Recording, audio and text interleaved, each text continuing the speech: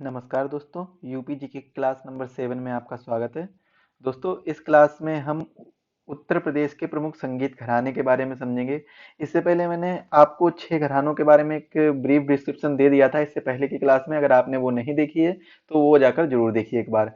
आज की क्लास में जो हम स्टार्ट करने वाले हैं, उत्तर प्रदेश के संगीत घराने हम स्टार्ट करेंगे। इससे पहले हम चित्रकला, संगीत कला और उत्सव, मेले, पर्व एवं बोलियां, इन सभी चीजों के बारे में डिस्कस कर चुके हैं और उससे भी पहले हमने परिवहन के बारे में डिस्कस किया था। तो आज की क्लास जो रहने वाली है वो संगीत घरानों से संबंधित रहने वाली है। तो हम इन सभी 6 संगीत घरानों के बारे में समझेंगे। तो स्टार्ट करते हैं आज की क्लास। आज की क्लास में संगीत के घराने, देखिए घराने देखते हैं अब। घराने कौन से? 6 घराने देखते हैं, जिसमें हम सबसे पहले डिस्कस कर लेते हैं संगीत घरानों में से जो सबसे पहले नंबर पर जिसके बारे में डिस्कस करेंगे वो है बनारस घराना। कौन सा? बनारस घराना। इसके बारे में डिस्कस करेंगे। इसके बाद में हम लखनऊ घराने के बारे में एक एक करके इन सभी 6 घरानों के बारे में डिस्कस करते हुए आगे बढ़ेंगे। तो यहाँ पर देखिए, जो हमारा सबसे पहला घराना है वो कौन सा है? बनारस घराना। तो ये कब विकसित हुआ था? ऐसे क्वेश्चन पूछा जा सकता है। तो याद रखिए, ये कब विकसित हुआ था? पंडित जानकी प्रसाद, पंडित जानकी प्रसाद द्वारा विकसित किया गया था इसे। और कहां पर? काशी राज्य के राजा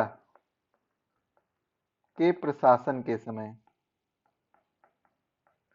प्रशासन के समय ये तब विकसित हुआ था।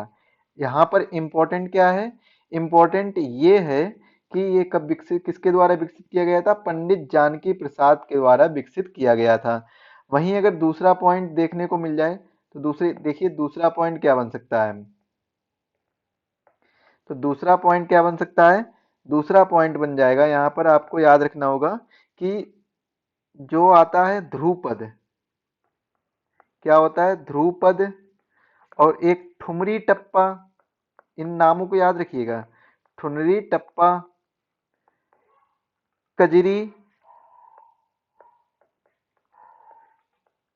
कजरी छट्टी और ख्याल और कत्थक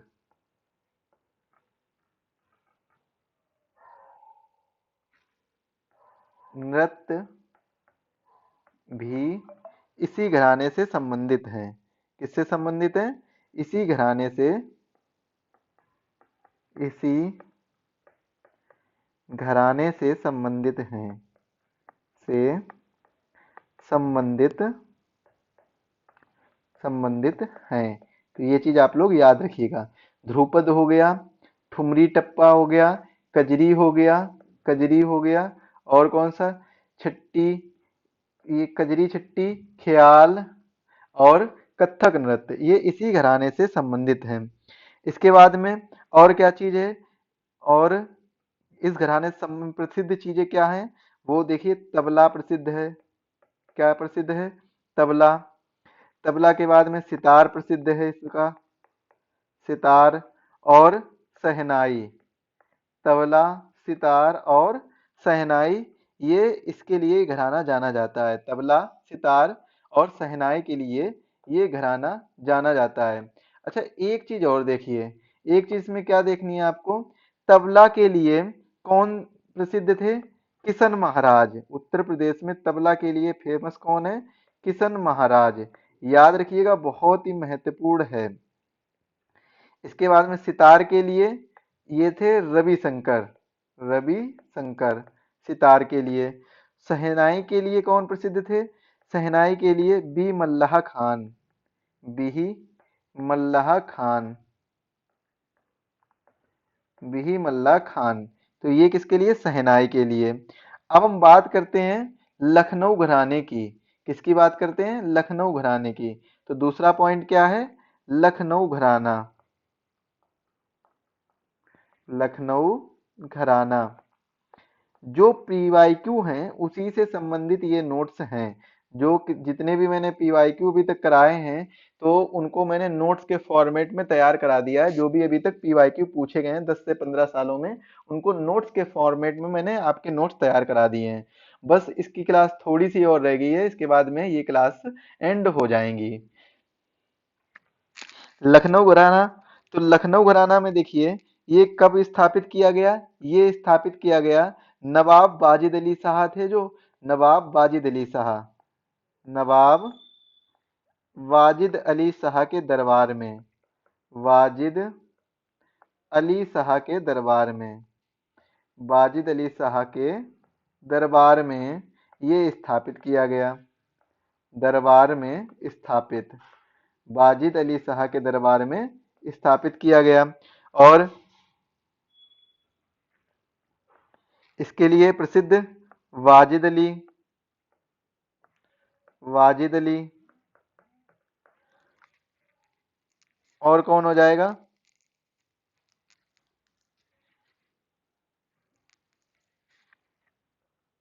एक इनके दरबारी थे जिनका नाम था बिंदादीन।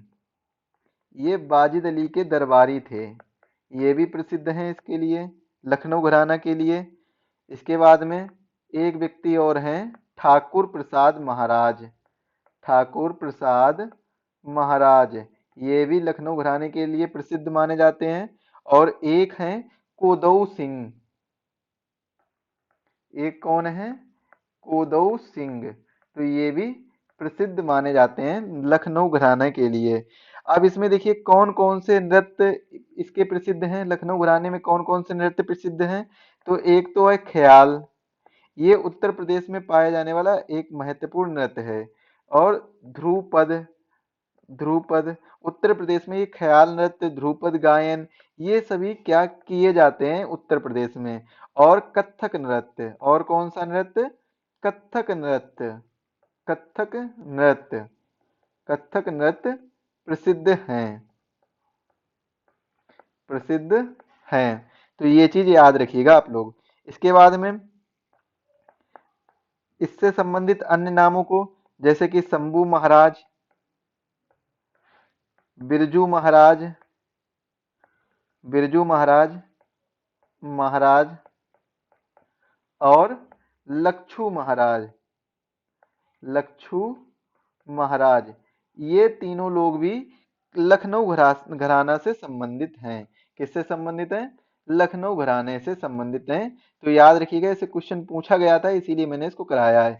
शंभू महाराज, बिरजू महाराज और लच्छू महाराज, ये किस घराने से संबंधित हैं, ये लखनऊ घराने से संबंधित हैं, ऐसे क्वेश्चन पूछा गया था। अब इसके बाद में बात करते हैं आगरा घराने की। आगरा घराना, यहाँ से क्वेश्चन बहुत कम पूछा गया था, एक क्वेश्चन केवल एक बार आया था। तो मैंने हालांकि इससे संबंधित 2 पॉइंटों को डिस्कस किया है, तो उसको देखेंगे। जैसे कि इसके संस्थापक पूछे गए थे कि कौन है, क्वेश्चन केवल यही पूछा गया था संस्थापक कौन है। तो संस्थापक कौन है, मलूक दास, मलूक दास, मलूक दास। लेकिन जो मलूक दास हैं, ये किसके, हाजी सुजान खान के जो दामाद हैं। यहाँ पर थोड़ा सा मिस्टेक हो रहा है, 1 मिनट रुकिएगा। हाँ सही है, ठीक है। ये मलूक दास हैं, ये इनका दूसरा नाम क्या है, हाजी सुजान खान। इनको किस नाम से भी और जाना जाता है, हाजी सुजान खान, हाजी सुजान खान। और ये कौन है, ये तानसेन के संबंधी थे। किसके संबंधी, तानसेन के संबंधी, तानसेन के संबंधी थे। और क्या संबंध था, तो इनका संबंध था कि ये दामाद थे। ये क्या थे, दामाद थे, याद रखिएगा। ये तानसेन के संबंधी थे, दामाद थे। इसके बाद में अब हम बात करते हैं अगले घराने की, जो कि है चौथा, किराना घराना। चौथा कौन सा है, किराना घराना। तो इसके भी एक ही क्वेश्चन इंपॉर्टेंट है जो कि पूछा गया था, वो क्या था कि इसके संस्थापक कौन हैं। तो संस्थापक कौन है, संस्थापक, इसके संस्थापक हैं किराना घराना के अब्दुल करीम, अब्दुल करीम खान, अब्दुल करीम खान। तो ये इसके संस्थापक हैं। और इसके ये किसके लिए प्रसिद्ध है? ये ख्याल गायन के लिए प्रसिद्ध है, ख्याल गायन के लिए प्रसिद्ध है ये घराना।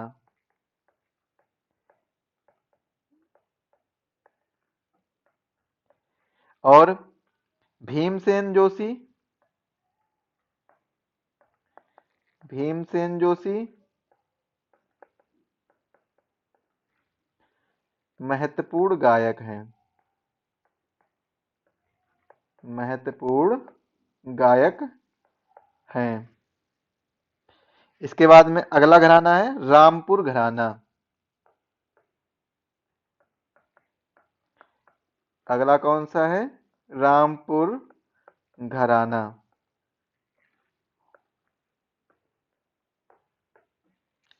रामपुर घराना।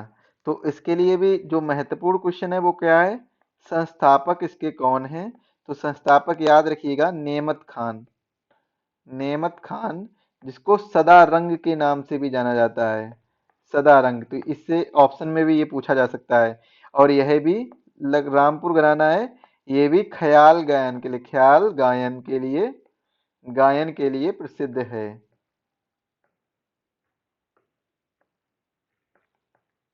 ख्याल गायन के लिए प्रसिद्ध है। और अगर महत्वपूर्ण गायक पूछ लिया जाए तो महत्वपूर्ण गायक कौन है? इनायम हुसैन खान, इनायम हुसैन खान ये प्रसिद्ध गायक हैं, प्रसिद्ध गायक। ऐसे क्वेश्चन पूछ लिए जाते हैं। इसके बाद में अगला क्या है? अगला है 6 नंबर पर फतेहपुर सीकरी घराना, फतेहपुर सीकरी घराना।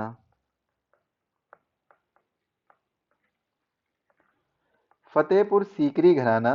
तो देखिए फतेहपुर सीकरी घराने में भी जो महत्वपूर्ण क्वेश्चन है उसको डिस्कस कर रहे हैं। तो सबसे पहले तो आपको ये पता होना चाहिए कि ये किसके दौरान स्थापित किया गया था। तो ये स्थापित किया गया था जहांगीर के शासन के दौरान, जहांगीर के शासन के दौरान स्थापित, शासन के दौरान, दौरान जैनू खान, जैनू खान और जोरवर खान, और जोरावर खान, और जोरावर खान के द्वारा स्थापित। वहीं पे अगर पूछा जाए तो ये किस शैली के लिए प्रसिद्ध है? तो यह ख्याल और ध्रुपद, और कौन सा? ध्रुपद, ध्रुपद शैली के लिए प्रसिद्ध, शैली के लिए प्रसिद्ध। तो ये चीज आप लोग याद रखिएगा। अब हम अगले टॉपिक की ओर रुख करते हैं। अगला टॉपिक हमारा क्या है?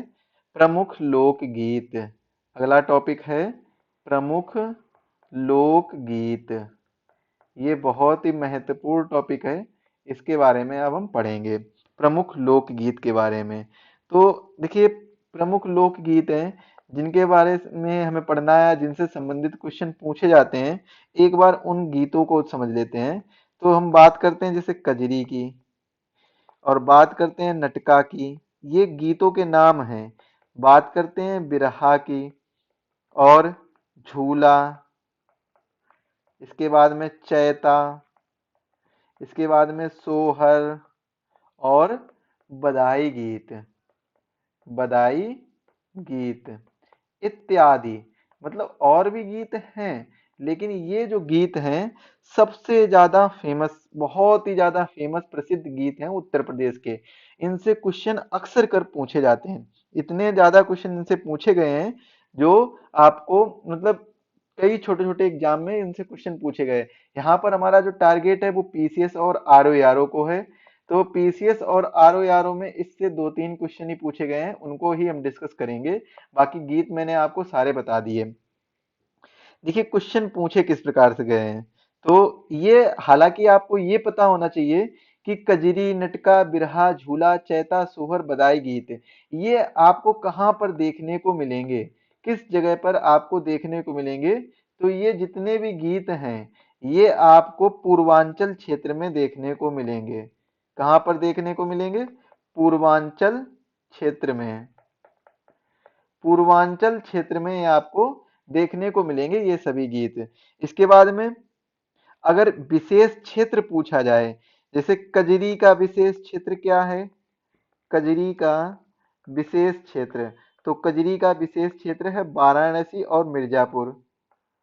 कजरी का विशेष क्षेत्र तो कौन सा है? वाराणसी, वाराणसी और मिर्जापुर। ये कजरी का विशेष क्षेत्र है जहां पर कजरी गीत गाया जाता है। कौन सा गीत गाया जाता है? कजरी गीत गाया जाता है। इसके बाद में अगर वही क्वेश्चन पूछा जाए कि बताइएगा सर, सावनी, सावनी कौमा फाग झूला, सावनी कामा फाग झूला ये किस क्षेत्र में गाया जाता है?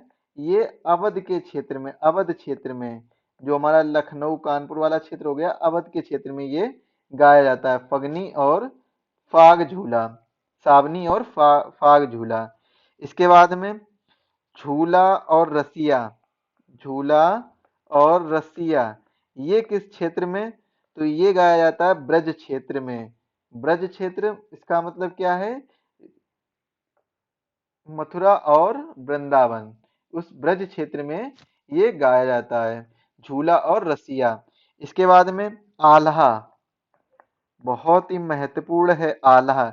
ये सामान्यतः पूरे प्रदेश में ये आपको देखने को मिलेगा, लेकिन अगर इसकी विशेषता देखी जाए तो ये बुंदेलखंड।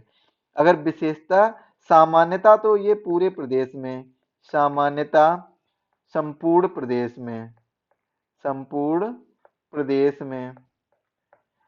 अगर विशेषता देखी जाए, विशेषता कहाँ पर इसकी सबसे ज्यादा है? तो विशेषता आपको देखने को मिलेगी बुंदेलखंड के क्षेत्र में, बुंदेलखंड में। तो ये चीज आप लोग याद रखिएगा। इसके बाद में अगले कुछ गीत हैं जैसे कि रागनी, रागनी, ढोला, लावनी, तो ये आपको पश्चिमी क्षेत्र में देखने को मिलेंगे। किस क्षेत्र में देखने को मिलेंगे? पश्चिमी क्षेत्र में देखने को मिलेंगे ये आपको गीत, पश्चिमी क्षेत्र में। याद रखिएगा, महत्वपूर्ण है। अगर हम बात करते हैं अगले टॉपिक की ओर, तो बात क्या है? अगला टॉपिक क्या है? शास्त्रीय नृत्य। तो किस बारे में बात करनी है? शास्त्रीय नृत्य के बारे में।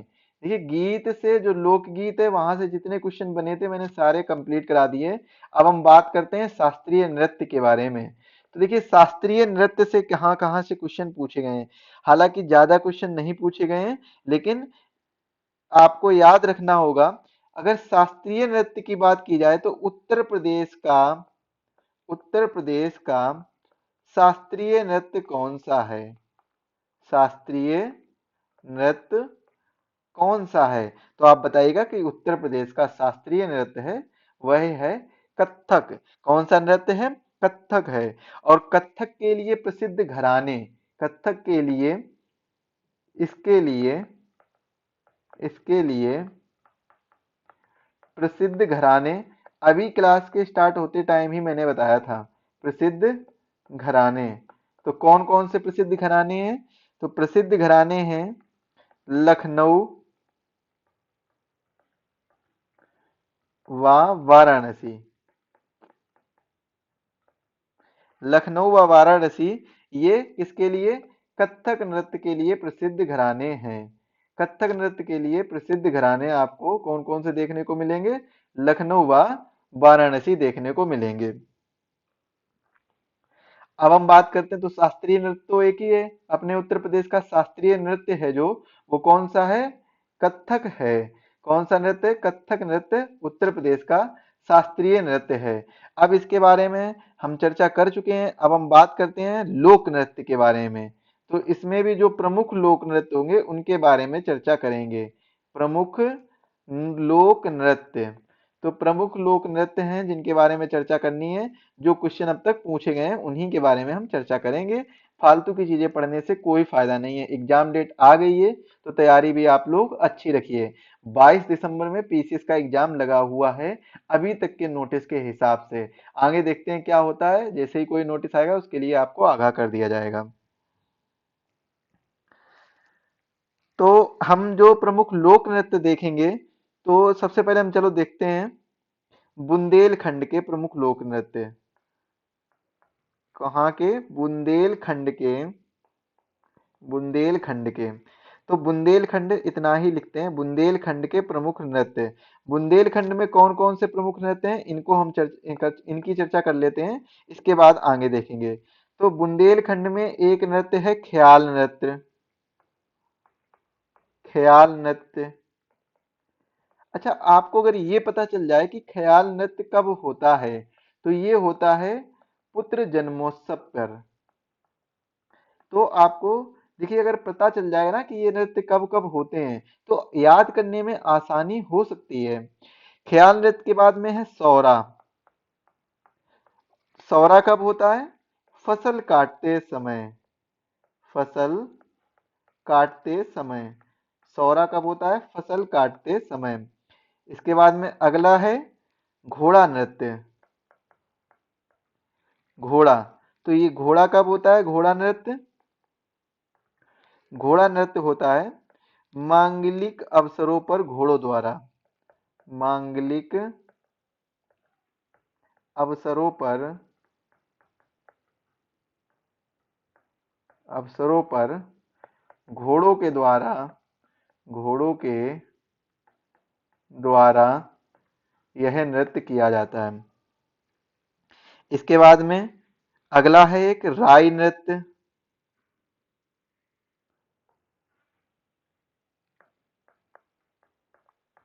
राई नृत्य, तो ये कब होता है राई नृत्य? ये महिलाओं द्वारा जन्माष्टमी पर किया जाता है। महिलाओं द्वारा, महिलाओं द्वारा जन्माष्टमी पर, जन्माष्टमी पर। और उत्तर प्रदेश में जन्माष्टमी बहुत ही धूमधाम से मनाई जाती है। खास तौर से आपको मथुरा वृंदावन में देखने को मिलेगी जन्माष्टमी बहुत ही ज्यादा धूमधाम से। इसके बाद में अगला नृत्य है पाई डंडा। तो पाई डंडा ये कब होता है? इसे हम बुंदेलखंड का डांडिया भी कहते हैं। क्या बोलते हैं? बुंदेलखंड का डांडिया। और यह किसके द्वारा? यादव समाज के द्वारा किया जाता है। यादव समाज के द्वारा किया जाता है। और एक नृत्य और आपको पढ़ना होगा इसमें बुंदेलखंड में ही, कानरा नृत्य। कानरा नृत्य, तो कानरा नृत्य यह किसी उत्सव पर धोबी समाज के जो कलाकार होते हैं उनके द्वारा किया जाता है। किसी भी उत्सव पर, किसी भी उत्सव पर धोबी समाज के कलाकार द्वारा, धोबी समाज के कलाकार द्वारा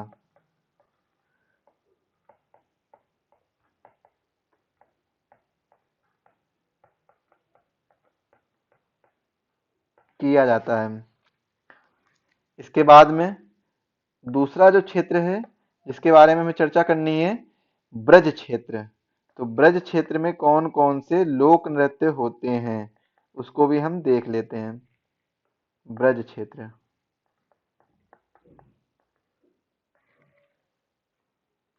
ब्रज क्षेत्र, तो ब्रज क्षेत्र में देखेंगे, ब्रज क्षेत्र में एक तो आप याद रखिएगा रास नृत्य। ये जितने भी मैं नृत्य बता रहा हूँ इनसे क्वेश्चन पूछे जा चुके हैं इसीलिए मैं इनको लिखा रहा हूँ। ये रास लीला के समय होता है। क्षेत्र भी पूछा जा सकता है और ये भी पूछा जा सकता है कौन सा नृत्य किस कारणवश होता है। जैसे कि अगर मान लो पूछ लिया जाए किस क्षेत्र में फसल काटते समय ये नृत्य होता है, तो आपको बताने होंगे, ऑप्शन दिए गए होंगे, जिससे मान लो ख्याल नृत्य ऑप्शन दिया गया, घोड़ा नृत्य दिया गया, सौरा नृत्य दिया गया, राई नृत्य दिया गया, तो आपको बता देना है क्या कि सौरा नृत्य बुंदेलखंड क्षेत्र में फसल काटते समय किया जाता है। इस तरीके से क्वेश्चन पूछा गया था, तो इसीलिए ये मैं आपको इस प्रकार से लिखा रहा हूँ। रास नृत्य रास लीला के समय ये ब्रज क्षेत्र में किया जाता है। इसके बाद में एक है झूला नृत्य। तो झूला नृत्य कब किया जाता है? श्रावण मास, जो सावन का महीना होता है, श्रावण मास में मंदिरों में मंदिरों में मंदिरों में ये किया जाता है। इसके बाद में एक है कौन सा? चरकुला। चरकुला नृत्य, यह कब किया जाता है? 108 दीपों का पिंजरा, 108 दीपों का पिंजरा पिंजरा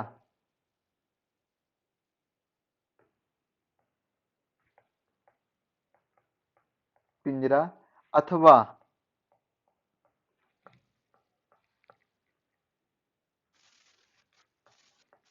सिर पर रखकर महिलाओं द्वारा किया जाता है।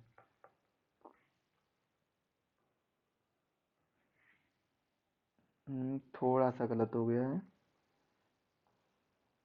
108 दीपों का पिंजरा सिर पर रखकर सिर पर रखकर महिलाओं द्वारा किया जाता है। महिलाओं द्वारा किया जाता है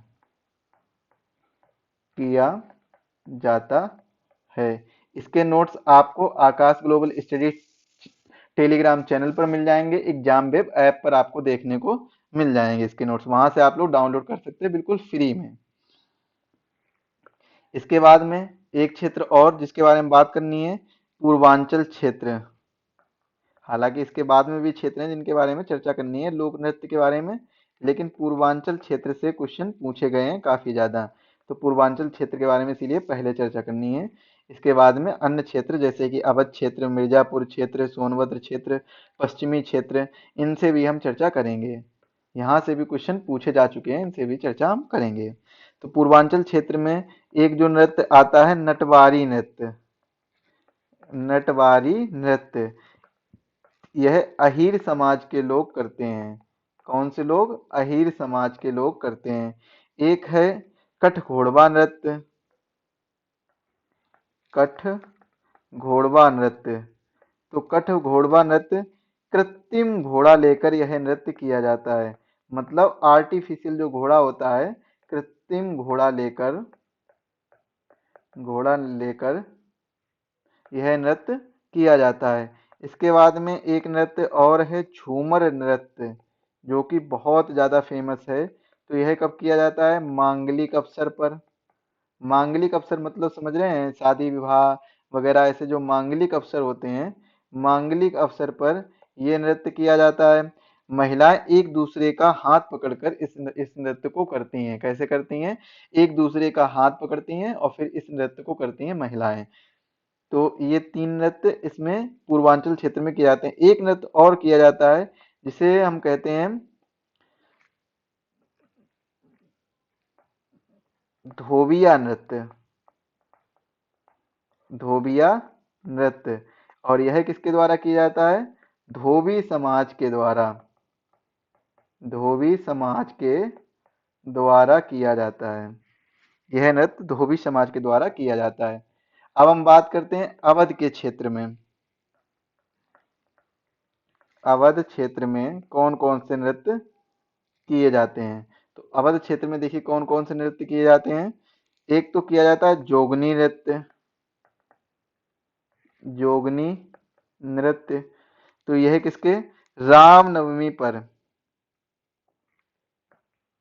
रामनवमी पर किया जाता है। रामनवमी पर किया जाता है। और इसकी विशेषता क्या है? इसकी विशेषता है पुरुष स्त्री बनकर ये नृत्य करते हैं। जो पुरुष हैं वह स्त्री बनकर यह नृत्य करते हैं। पुरुष स्त्री बनकर यह नृत्य करते हैं। एक नृत्य और है ढोडिया नृत्य, और यह नृत्य किया जाता है मिट्टी की जालीदार जालीदार मटकी लेकर। मिट्टी की जालीदार मटकी लेकर यह नृत्य किया जाता है। इसके बाद में एक बधाई नृत्य भी होता है अवध के क्षेत्र में, बधाई नृत्य, और यह राम जन्मोत्सव पर होता है। राम नवमी पर यह नृत्य होता है। राम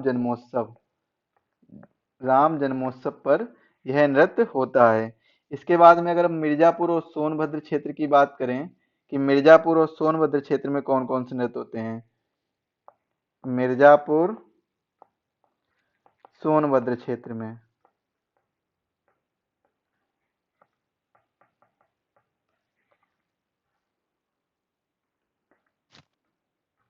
मिर्जापुर और सोनभद्र क्षेत्र में देखिए कौन से नृत्य होते हैं। एक तो होता है कर्मा नृत्य। एक कौन सा होता है? कर्मा नृत्य। कर्मा नृत्य, तो कर्मा नृत्य कब? यह जनजातीय समाज के द्वारा किया जाता है। जनजातीय समाज द्वारा जनजातीय समाज द्वारा यह नृत्य किया जाता है। इसके बाद में एक होता है चौलर नृत्य। चौलर नृत्य, तो चौलर नृत्य यह किया जाता है अच्छी वर्षा व फसल के लिए। यह किया जाता है अच्छी वर्षा व फसल के लिए। अच्छी वर्षा व फसल के लिए यह नृत्य किया जाता है। इसके बाद में हम बात करते हैं पश्चिमी क्षेत्र में। पश्चिमी क्षेत्र में तो पश्चिमी क्षेत्र में जो नृत्य किया जाता है, फेमस नृत्य है, प्रसिद्ध नृत्य है रागनी। रागनी व गुजरी। रागनी व गुजरी, जो कि घाघरा पहनकर यह नृत्य किया जाता है। घाघरा पहनकर नृत्य किया जाता है। किया जाता है, याद रखिएगा, बहुत ही इंपॉर्टेंट है। अब हम उत्तर प्रदेश के कुछ प्रमुख मेले एवं उत्सव के बारे में चर्चा करते हैं। उत्तर प्रदेश के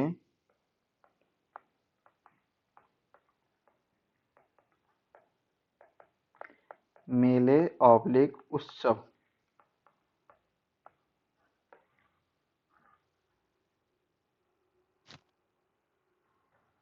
मेले और उत्सव के बारे में चर्चा करेंगे।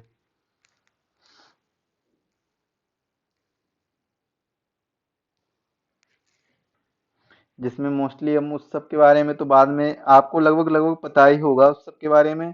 और उत्सव से देखा होगा आपने, क्वेश्चन भी ज्यादा नहीं पूछा जाता है। उत्सव से बहुत कम क्वेश्चन पूछा जाता है। तो उत्सव को तो यहाँ पर अगर रहने भी देंगे तब भी कोई दिक्कत नहीं, हालांकि हेडिंग पड़ी रहने दीजिए या तो हटा दीजिए। मेले के बारे में चर्चा करते हैं। मेले से ही क्वेश्चन पूछा जाता है। तो मेले में जो सबसे इम्पोर्टेंट क्वेश्चन है वो कौन सा है? कुंभ। कुंभ का मेला उत्तर प्रदेश में लगता है, आपको पता होगा। कहाँ पर लगता है? इलाहाबाद प्रयागराज में कुंभ का मेला लगता है। कुंभ, तो कुंभ के मेले में आपको याद रखने होगा कौन कौन सा। एक तो होगा महाकुंभ। एक कौन सा हो गया? महाकुंभ। एक हो गया आपका महाकुंभ। तो महाकुंभ है जो, वो 12वें वर्ष में लगता है। कब लगता है? 12वें वर्ष पर लगता है। एक हो गया आपका कुंभ मेला। कुंभ मेला, तो ये जो कुंभ मेला है ये प्रत्येक महाकुंभ के 6वें वर्ष पर लगता है। ये कब लगता है? प्रत्येक महाकुंभ के महाकुंभ के 6वें वर्ष लगता है। और तीसरा क्या है? तीसरा है माघ मेला। माघ मेला, और यह प्रतिवर्ष लगता है। कब लगता है? प्रतिवर्ष लगता है। आपको प्रतिवर्ष देखने को मिलेगा माघ मेला। और ये तीनों आपको कहाँ पर देखने को मिलेंगे? ये तीनों आपको प्रयागराज इलाहाबाद में देखने को मिलेंगे। किस जगह पर? प्रयागराज में देखने को मिलेंगे ये तीनों, महाकुंभ, कुंभ और माघ मेला, ये तीनों आपको प्रयागराज में देखने को मिलेंगे। इसके बाद में अब कुछ प्रमुख मेलों के नाम और स्थान देख लेते हैं। तो सबसे पहले हम बात करते हैं बटेश्वर मेला। बटेश्वर मेला ये कहाँ पर लगता है? ये बटेश्वर मेला लगता है आगरा में। आगरा में। बटेश्वर मेला किससे संबंधित है? ये संबंधित है पशु से, तो इसे पशु मेला भी कहते हैं। क्या कहते हैं? पशु मेला। दूसरा है ददरी मेला। ददरी मेला यह भी एक प्रकार का क्या है? पशु मेला है। और यह किससे संबंधित, यह कहाँ पर लगता है? बलिया में लगता है। यहाँ पर लिख लीजिएगा मेला और स्थान।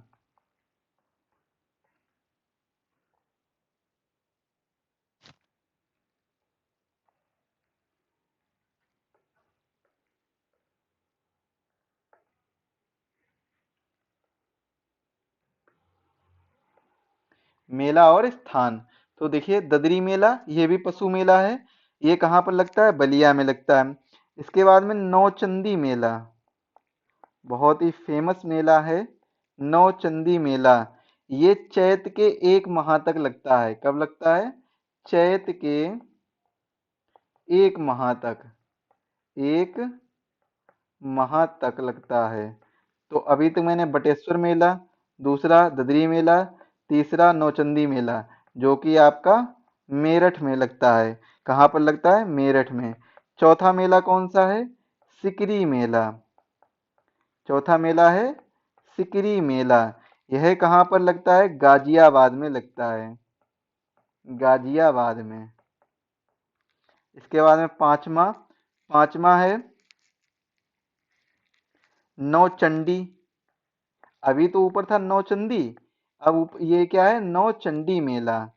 तो नौचंडी मेला ये बसंत पंचमी को लगता है। कब लगता है? बसंत पंचमी को। और पूछा जाए कहाँ पर लगता है, तो बताइएगा सर लखनऊ में लगता है।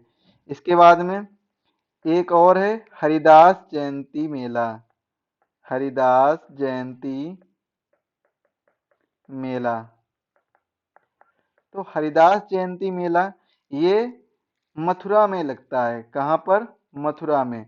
अब मोस्टली आपको स्थान याद रखना होगा। एक है देवा शरीफ मेला।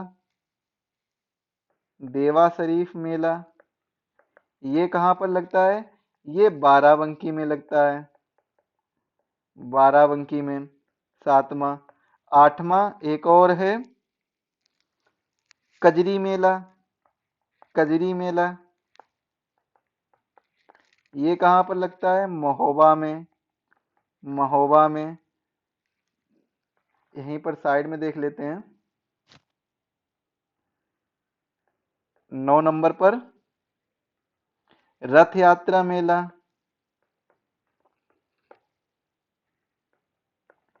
रथ यात्रा मेला ये कहाँ पर लगता है? वाराणसी में। वाराणसी में। 10वें नंबर पर देखिए देवी पाटन मेला। देवी पाटन मेला। देवी पाटन मेला ये कहाँ पर लगता है? बलरामपुर में। बलरामपुर में। 11वें नंबर पर शाकंबरी देवी मेला। शाकंबरी देवी मेला ये आपको सहारनपुर में देखने को मिलेगा। सहारनपुर। 12वां कौन सा है? सोरो मेला। सोरो मेला ये आपको कासगंज में देखने को मिलेगा। कासगंज में सोरो मेला। 13वां है ध्रुपद मेला। ध्रुपद मेला तो ये कहाँ पर? ये आपको वृंदावन व वाराणसी, 2 जगह पर देखने को मिलेगा ध्रुपद मेला। और अगर क्वेश्चन पूछा जाए, क्वेश्चन क्या पूछा जाए, इन क्वेश्चन को भी इनको नोट में कर लीजिए। इनको क्या कर लीजिए, नोट में कर लीजिए, हालांकि क्वेश्चन पूछे गए हैं। प्रदेश में सबसे कम मेले कहाँ पर लगते हैं? प्रदेश में सबसे कम मेला, सबसे कम मेले तो कहाँ पर लगते हैं? पीलीभीत में। और पूछ लिया जाए प्रदेश में सबसे अधिक मेले, सबसे अधिक मेले, तो इन दोनों के आपको जवाब बताने हैं। तो सबसे कम जब पूछा जाए तो बताइएगा पीलीभीत, पीलीभीत। और सबसे अधिक जब पूछे जाएं तो बताइएगा मथुरा। सबसे अधिक कहाँ पर? मथुरा में सबसे अधिक मेले लगते हैं। चलिए इसी के साथ में ये हमारा मेले वाला टॉपिक भी समाप्त होता है। अब हम चर्चा करेंगे उत्तर प्रदेश पर्यटन, उत्तर प्रदेश पर्यटन कौमा ऐतिहासिक, ऐतिहासिक एवं धार्मिक स्थल, धार्मिक स्थल, इसके बारे में अब हम चर्चा करने वाले हैं। किसके बारे में? उत्तर प्रदेश पर्यटन कौमा ऐतिहासिक एवं धार्मिक स्थल के बारे में चर्चा करेंगे, जो कि बहुत ही इम्पोर्टेंट है। तो सबसे पहले हम देखें कि राज्य की प्रथम पर्यटन नीति कब आई थी। एक तो यही क्वेश्चन बन जाता है, पूछ लिया जाता है राज्य की, राज्य की प्रथम पर्यटन नीति, प्रथम पर्यटन नीति, पर्यटन नीति। तो राज्य की जो प्रथम पर्यटन नीति आई थी वो है आई थी 1998 में। और नई पर्यटन नीति, नई पर्यटन नीति ये आई थी 2016 में, 2016 में ये आई थी नई पर्यटन नीति।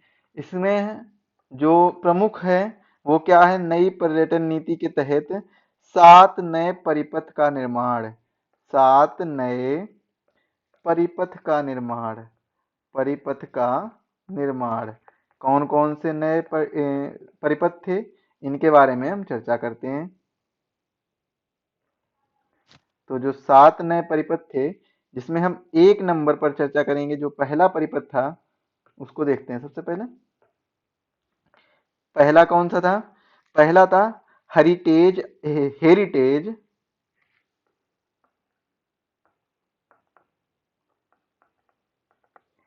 Heritage arc, heritage arc. दूसरा कौन सा था? महाभारत परिपथ, महाभारत परिपथ। तीसरा कौन सा था? रामायण परिपथ, रामायण परिपथ। चौथा कौन सा था? जैन परिपथ, जैन परिपथ। पांचवा सूफी परिपथ, सूफी परिपथ। और छठा स्वतंत्रता संग्राम परिपथ, स्वतंत्रता संग्राम परिपथ, स्वतंत्रता संग्राम परिपथ। और सातवां था क्यूजीन, क्यूजीन और कल्चर परिपथ, और कल्चर परिपथ, क्यूजीन और कल्चर परिपथ। ये कौन सा था? ये था सातवां।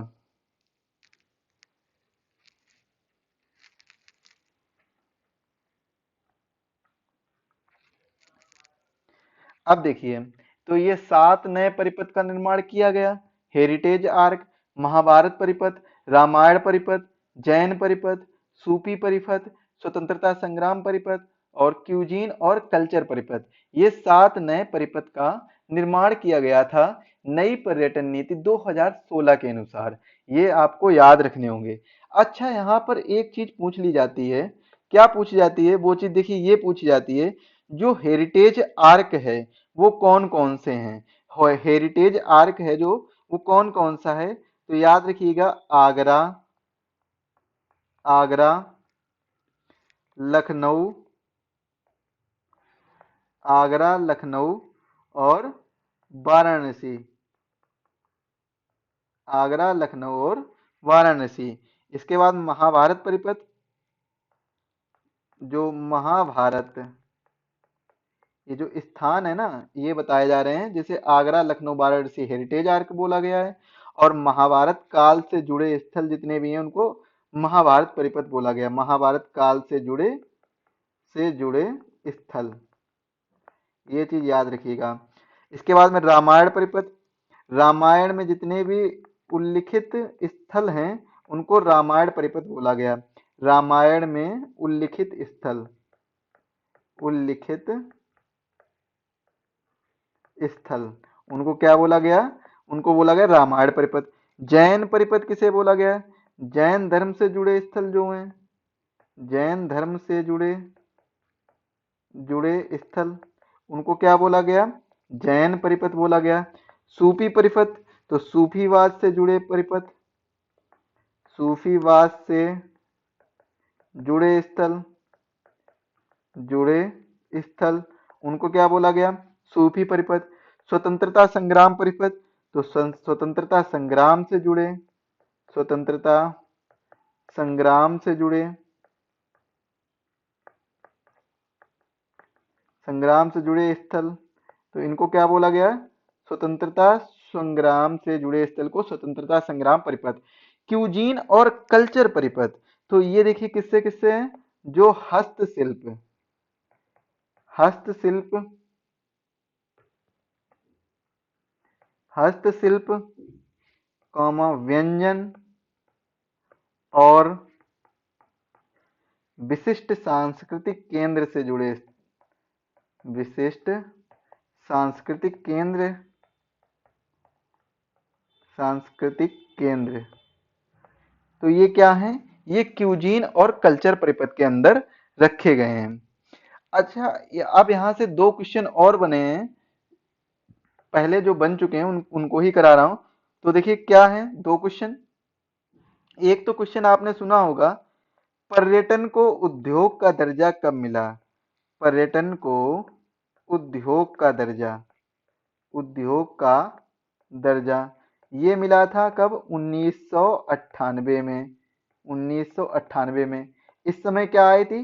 पहली पर्यटन नीति, पहली पर्यटन नीति, पहली पर्यटन नीति आई थी।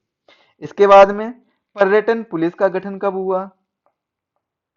पर्यटन पुलिस का गठन, पर्यटन पुलिस का गठन, तो पर्यटन पुलिस का गठन हुआ था 2001 में, 2000 से 2001 में ये हुआ था।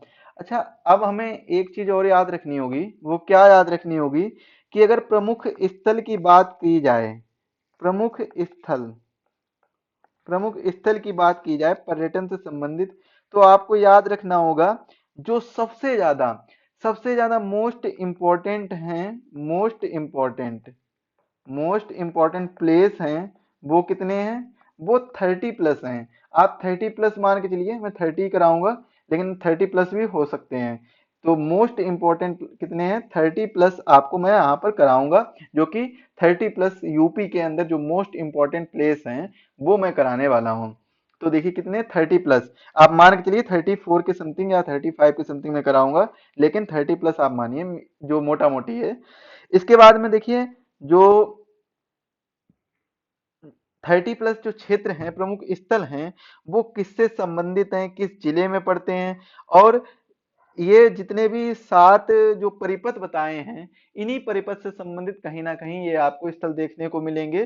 तो इन सभी चीजों के बारे में हम चर्चा करेंगे अगली क्लास में, ये सब चीजें हम चर्चा करेंगे। तो आज के वीडियो के लिए बस इतना ही रखते हैं। जो साथी चैनल पर नए हैं, चैनल को सब्सक्राइब कर लें। वीडियो अगर पसंद आया तो वीडियो को लाइक करें और अपने दोस्तों के साथ शेयर करना ना भूलें। चैनल को सब्सक्राइब कर लें, बेल आइकन को प्रेस करिए, जिससे वीडियो की लेटेस्ट नोटिफिकेशन सबसे पहले आपके पास पहुंच जाएगी। और इससे पहले हुई 6 क्लासों के बारे में अगर आपने आपने अभी तक नहीं देखा है तो उन 6 क्लासों को भी जरूर देखिएगा, जिससे आपको समझ में आएगा। इन सभी क्लासों से आपको समझ में आएगा। जो मैंने पीवाईक्यू टारगेटेड ये चलाया है, जिससे आपको क्या मिलेगा, आपको पीवाईक्यू में ये पता चलता है कि प्रीवियस ईयर में कैसे क्वेश्चन पूछे गए हैं। तो यूपी पीसीएस और यूपी आरओ में कैसे क्वेश्चन पूछे जाएंगे यूपी स्पेशल से, तो वो ये आपको यहाँ से पता चलेगा। तो वही मैं करा रहा हूँ। 15 से 20 साल में जो क्वेश्चन पूछेंगे उन्हीं को मैं टॉपिक वाइज आपको करा रहा हूँ, 15 से 20 सालों का। तो प्रमुख स्थल हम अगली क्लास में पढ़ेंगे। इसके बाद में हम ज्यादा नहीं रह गया, इसके बाद में 1 से 2 क्लासों में इसको हम समाप्त कर देंगे। मिलते हैं अगली क्लास में, तब तक के लिए आप सभी को धन्यवाद।